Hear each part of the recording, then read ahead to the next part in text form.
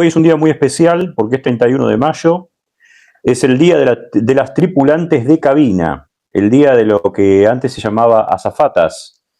Durante un tiempo al principio se llamaba azafatas, después pasó a llamarse tripulantes de cabina de pasajeros TCP. Las tripulantes de cabina nos acompañan en todos los vuelos, hacen que el vuelo sea confortable, que sea agradable, que su experiencia de viaje sea la mejor posible, pero sobre todo, y el sentido más importante de la tripulación de cabina es la seguridad. Los tripulantes y las tripulantes de cabina son profesionales de la seguridad a bordo. Pero vamos a hacer un viaje en el tiempo, a 1930. Hasta ese momento la aviación, que había empezado a los inicios de 1903, 1905, del siglo XX, principios del siglo XX, la aviación empieza, por supuesto, con traslados privados en aviones chicos, y hasta ese momento no se había llevado pasajeros.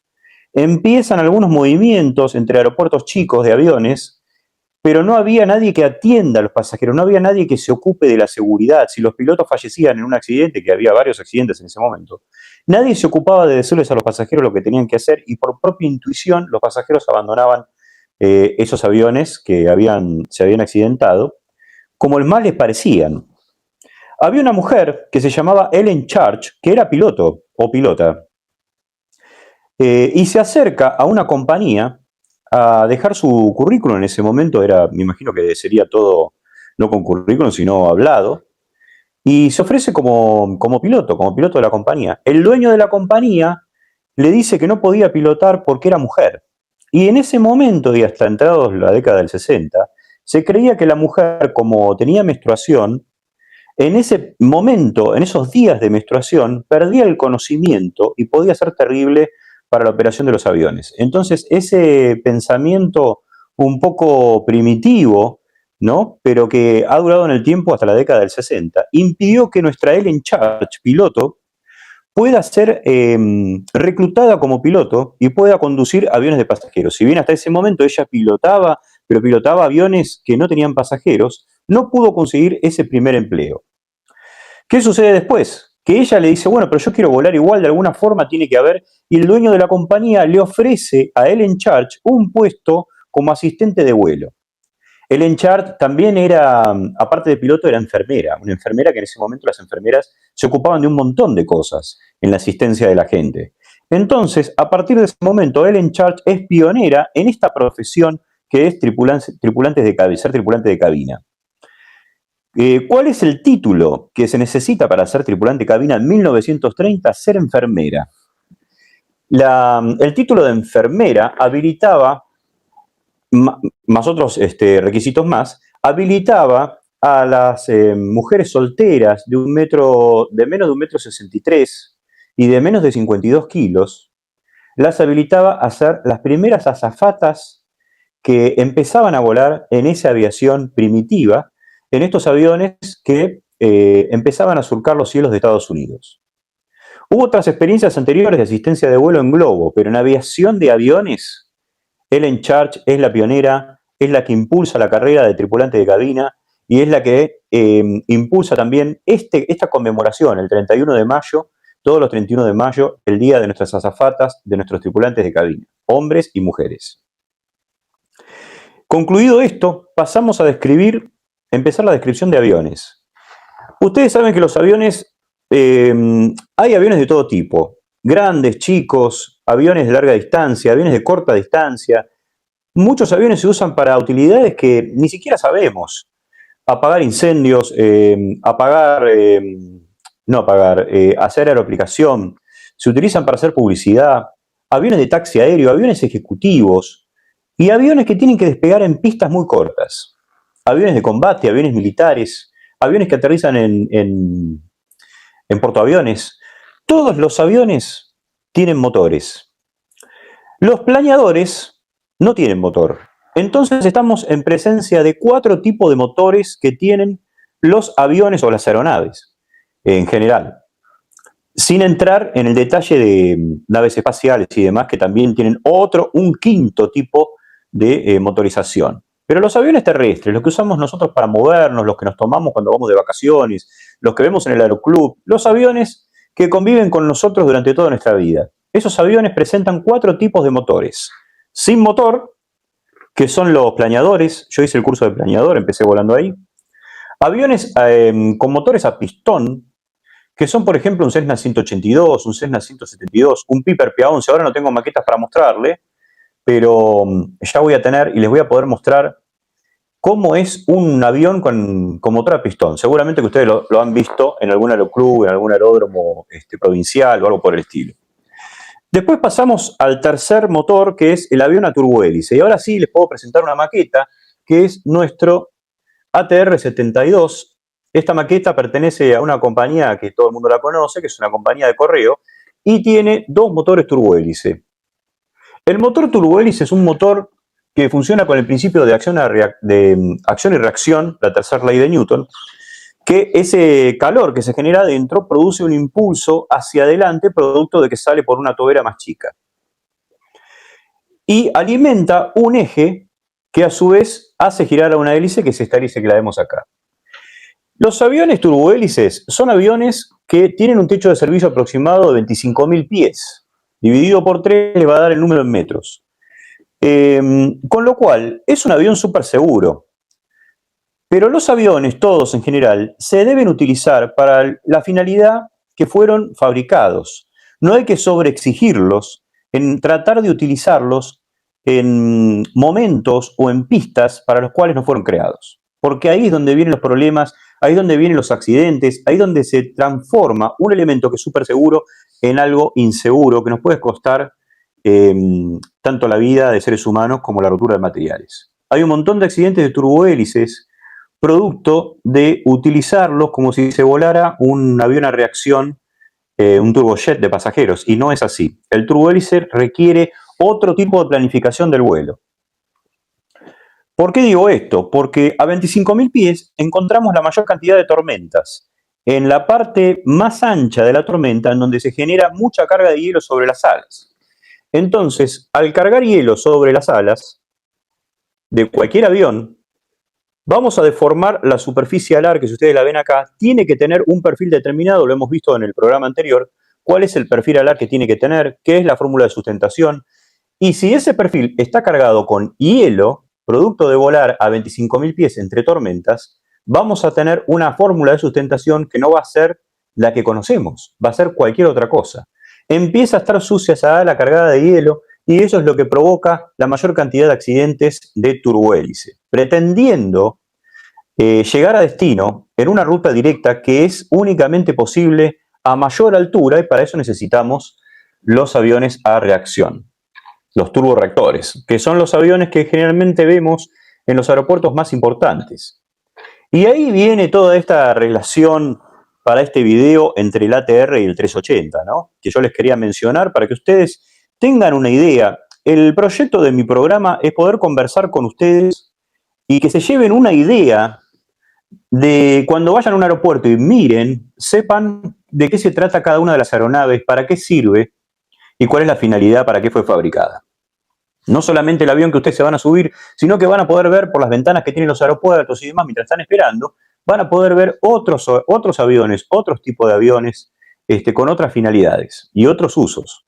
En este caso, el turbohélice, como les digo, es un avión que se usa para pistas cortas, se usa mucho en lugares donde hay islas que mueven gran cantidad de turismo, pero necesita que el traslado sea más ágil. Entonces ahí es donde se ubica, donde las líneas aéreas tienen turbohélice para poder mover a tanta cantidad de pasajeros. El turborreactor, que es el avión más conocido, vuela mucho más alto, vuela a 40.000 pies. Imagínense que entre 25.000 pies y 40.000 pies, la tormenta, que es como un cono, termina arriba mucho más angosta y no hay hielo. En esa altitud el hielo es mucho menor. Y la capacidad que tienen los turborreactores para poder esquivar las tormentas es mucho mayor que el turbohélice que tenemos acá, este ATR-72. Entonces, a la hora de elegir qué avión va a tener la compañía, es importante saber qué tipo de vuelos vamos a hacer. Si son vuelos provinciales, vuelos locales, vuelos commuter, como se dice, en pistas cortas. Me voy a sacar la gorra porque ya me está dando calor. Después les voy a comentar un detalle de esta gorra que no se los dije el otro día. Entonces, en ese caso, vamos a utilizar turbohélices. Por ejemplo, si Argentina tuviera muchas islas y habría que conectar gente, ciudadanos de esas islas entre islas, utilizaríamos mucho más los turbohélices. Nuestro país, primero que no es un país desarrollado aeronáuticamente, todo está centrado en Ezeiza y Aeroparque, en Córdoba, Mendoza, ciudades grandes, que ya ahí sí vemos gran presencia de turbojets, pero no tenemos, por ejemplo, lugares provinciales desarrollados con pistas. Olavarría, por ejemplo, sería un lugar adecuado para poder ir con un turbohélice, Saladillo, todas pistas en donde se puede operar, pero no tienen gran caudal de gente que sea necesaria la utilización de un turbohélice. Entonces esa gente va a tener que trasladarse, por ejemplo, a Bahía Blanca para tomar un 737 y venir a Aeroparque. Pero si existiera gran caudal de gente en Olavarría, seguramente tendríamos una ATR con una línea regular operando también en esa ciudad. Digo Olavarría, se me ocurre porque es una buena pista, pero puede ser cualquier otra. Santa Teresita, que tiene buena pista. Si Santa Teresita tuviera gran caudal de turistas, seguramente habría una ATR o un SAP 340 o algo por el estilo, o un metro, operando a Santa Teresita. Otro día les voy a traer más maquetas para que conozcan otros tipos de turbohélices, ya que no es habitual verlos. Es importante que el público en general sepan que existe. Y en la carrera de piloto es un escalón intermedio, bastante trampolín para llegar a la línea aérea. Cuando uno llega a la línea aérea como piloto, es importante tener experiencia en turbohélice. Digamos, si uno es joven y tiene experiencia en turbohélice, está con un hándicap alto para poder ingresar.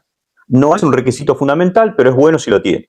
En mi caso, yo volé Casa 212, que es un avión turbohélice de 20 pasajeros. Imagínense que este tiene 72 de promedio. El Casa 212 que yo volé, que no tengo maqueta todavía, lleva 20 pasajeros. Estaba afectado a una operación militar y se usaba mucho para volar entre ciudades.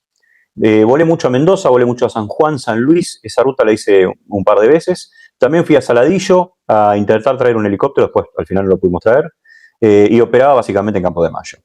El Casa 212 era un turbohélice que también era despresurizado, entonces su máxima altitud era 10.000 pies, había que hacer muy bien la meteorología, no te podías meter en tormenta, bueno, tenía una serie de limitaciones, ¿no? Pero para la función que se necesita militar, que es llevar equipos, soldados, traslado de material y demás, era perfecto. Aparte despegaban muy pocos metros de pista, esa también es otra ventaja y hay que decirlo, ¿no? Porque el turbohélice despega en muchas menos cantidades de pista, requiere mucha menos pista que un avión turbojet. Los aviones a reacción que vemos sería el cuarto motor de los que estamos hablando. Ya vimos aviones sin motor, que son planeadores, aviones a pistón, que son como los motores del auto, ¿no? Tienen el mismo motor, incluso usan aeronafta. Aviones turbohélice, que son estos, y aviones a reacción. Dentro de los aviones a reacción hay unas cuantas categorías. Yo les voy a decir las que son más habituales. Aviones regionales, como puede ser el CRJ, como puede ser el Embraer, toda la línea Embraer, toda la línea CRJ, esos son los más chicos. Después vienen los Boeing 737 en toda su familia, 737-200, que es el que volé yo, ya no se usa tanto, o se usa en países de África, en algunos países de Sudamérica, pero ya se está dejando de usar. El 737-500, que también lo volé, el 737-700, 800 y 900, y el MAX. Esa es toda la línea 737, después estamos en presencia de los Airbus, toda la familia Airbus 320, 319, 321. Esa es toda la familia que se usa para vuelos de cabotaje. Y después pasamos a fuselaje ancho. Fuselaje ancho estamos hablando ya del Airbus 350, que lo tengo acá. Este ya entraría dentro de los aviones de fuselaje ancho, el Airbus 340 que lo volé, el Airbus 330 que todavía no tengo maqueta. Todos esos son aviones de fuselaje ancho, tienen dos pasillos y los que les mencioné antes tienen uno solo. Y después tenemos los aviones super. El super jumbo, son aviones con dos pisos.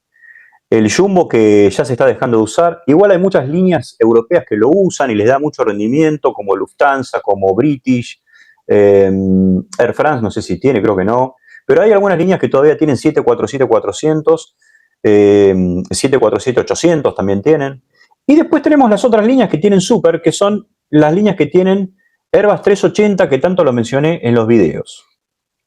Es un avión grande, es un avión que necesita un aeropuerto determinado, una pista determinada, no puede entrar en cualquier lado. En Ezeiza, por ejemplo, no puede entrar, no sé si entra en la pista de Montevideo, creo que no. Pero también, no solamente por la pista, el problema es la plataforma y las calles de rodaje. La plataforma tiene que soportar un peso con el avión detenido que es bastante alto. Y si no está preparada cierta parte de la plataforma con todo lo que tiene que tener una plataforma para poder soportar ese peso, el avión no puede operar. Por más que en la pista pueda entrar por el largo y demás, si no puede girar en las calles, no puede entrar. Si no puede estar en la plataforma, no puede entrar. Entonces es un avión bastante limitado. Pero entre ciudades importantes, como por ejemplo Nueva York, Dubái, Los Ángeles, Miami, que mueven gran caudal de pasajeros, es un avión muy útil. Entonces estamos en presencia de decir que los aviones tienen una utilidad de acuerdo a la distancia entre ciudades que van a operar y también la cantidad de pasajeros que se va a operar. Hay aviones que son muy útiles para ir, por ejemplo, en vuelos de 8 horas, en vuelos de 10 horas, pero no más de 10 horas. Y hay otros aviones que son muy útiles en vuelos de más de 10 horas, vuelos de 12 horas, de 13 horas, conectando América con Sudamérica, con Europa, Europa con Estados Unidos. Es decir, que entonces se entra en un ábaco en donde se tiene en cuenta las horas de vuelo y la cantidad de pasajeros a transportar. Y después hay otra subcategoría, que puede ser cualquiera de estos que hablamos, que son los aviones de carga. Acá en mis maquetas tengo un avión de carga, que es el Beluga, que únicamente lo usa la fábrica para transportar elementos de su fábrica. Tengo el ATR-72, que es un avión también carguero. Los aviones cargueros, ya hay que hablar de valor de la carga por milla. Entonces ya ahí es otra ecuación. Hay gente que estudió para transportar carga y el pilotaje es absolutamente igual, sin la formalidad de los pasajeros, ¿no? Se vuela igual, pero con otra informalidad, digamos. El horario no es tan estricto porque mientras se salga con la carga, no es que hay que llegar a una hora, salvo que sea una carga perecedera o algo que haya que llevar, por ejemplo, elementos de cirugía o órganos. Bueno, en ese caso sí hay que cumplir con el horario, pero si no, la carga realmente no tiene horario. Sí tiene que llegar un día específico, un día determinado, porque para eso se pagó, pero si llega a las 9 de la mañana o llega a las 10, la verdad que no hay ninguna diferencia. Pero el pasajero sí, hay que trasladarlo a horario, el avión debe salir a horario, es parte fundamental de la compañía, salir a horario. Por supuesto que hay imponderables como el tiempo, la meteorología y otros aviones, problemas en el aeropuerto, situaciones gremiales de distintos sectores que eso hay que respetarlo. Bueno, todo eso hace que el horario a veces no se pueda cumplir, pero la idea de la línea aérea es que se cumpla a rajatabla el horario. Esos son los tipos de aviones, los tipos de motores que tienen nuestras aeronaves. Después están los helicópteros, que de a poco voy a ir incorporando estos conocimientos sobre el helicóptero. El helicóptero puede ser también a pistón, puede ser también puede ser turbohélice, puede tener una turbina, puede tener dos hélices, puede tener una. Hay un montón de tipos de helicópteros, ahí ya entramos en otra familia, en otro mundo que es completamente distinto al avión, pero es el mismo principio de vuelo y el mismo principio de motorización. Otro día vamos a entrar ya directamente en cómo es un motor por dentro, cómo está hecho este motor por dentro, qué tiene, qué no tiene y demás. Todos los motores que yo les nombré, excepto los motores a pistón, tienen la posibilidad de tener reversa. Y ahí entramos en otro tema. La reversa se usa para facilitar y colaborar con el frenado del avión. No es un elemento fundamental de frenado. El elemento fundamental de frenado son los frenos. El avión tiene que tener la capacidad para entrar en la pista sin depender de la reversa. Pero los fabricantes agregan este elemento para que el piloto pueda contar con otro elemento más en caso de verse con una pista más corta, de verse en apuros y tener que aplicar otra fuerza inversa que le facilite el frenado. Por otro lado, la reversa hace ruido, y ruido en la superficie. Y está todo este tema ecológico de proteger la fauna, proteger a los pájaros y proteger también los ruidos si hay una ciudad cerca. Entonces se trata de no usar el reversor. Se aplica, es decir, se arma, pero no se usa, no se lo, digamos, no se lo extiende en toda su energía. De esa forma lo que vamos a lograr es una ayuda al frenado producto de la inversión de flujo, pero no activamos el flujo, entonces no hay ruido.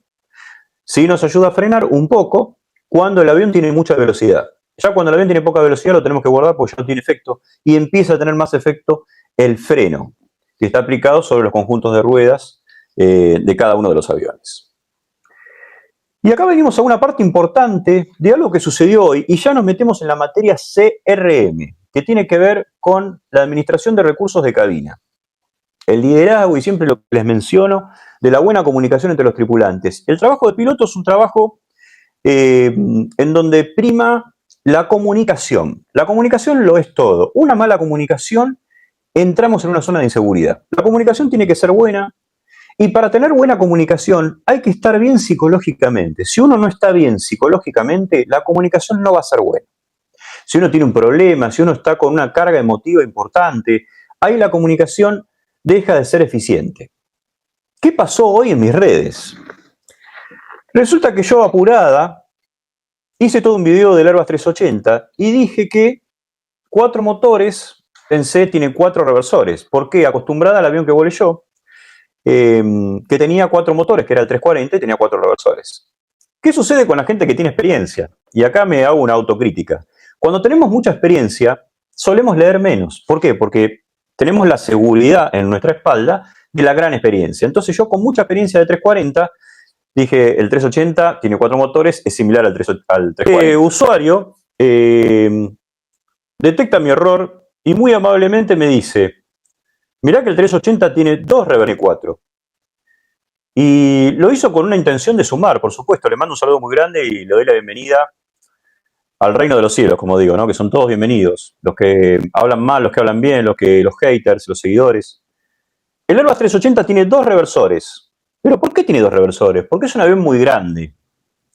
Entonces, también se trata, por la ecología que les estoy diciendo, usar menos cantidad de reversores. Con 2 reversores en los motores centrales, este avión frena muy bien. Tiene 2 motores, estos son motor 1, motor 2, motor 3, motor 4. Entre el motor 2 y el motor 3, ahí está la funcionalidad de los reversores.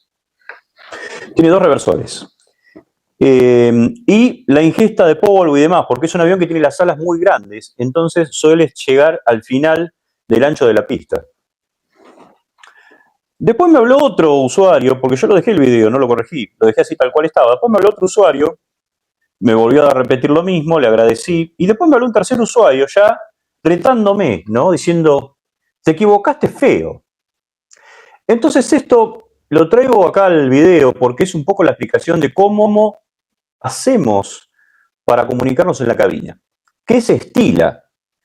Se estila una comunicación flexible. Si ustedes me ven a mí hablar, parece que soy un poco autoritaria y demás, pero estoy acostumbrada al CRM. El CRM es, ¿a vos qué te parece lo que estoy decidiendo? No, me parece bárbaro, cada uno da su opinión. Dar el espacio para que los demás opinen es la función principal del comandante. Si bien el comandante tiene que liderar, tiene que tener carácter, tiene que tener palabra, tiene que poder hablar, tiene que poder poner, digamos, en el vuelo una sintonía de alegría para que todos den lo mejor de sí, que eso también es parte del liderazgo, también tiene que saber hacer una pausa para escuchar a los demás. Y detectar entre los tripulantes completos de ese avión, de ese vuelo del cual va a comandar, si hay algún tripulante que no se siente bien, que no tiene la firmeza y la personalidad para decir que se siente mal. Eso tenemos que ser lo suficientemente flexibles para poder llegar a esa persona y decirle que deje el vuelo, ¿no? Que no está en condiciones de volar, o que si vuelva a volar, que se sienta confiadas en nosotros, en los pilotos, para poder contarnos si tiene alguna problemática y demás. Toda esa unión de los trabajadores que volamos es muy importante para la seguridad de ustedes, de los pasajeros. Bueno, creo que no tengo más preguntas. La verdad que la paso muy bien con ustedes. A mí la aviación es mi estilo de vida. Los aviones son mi casa.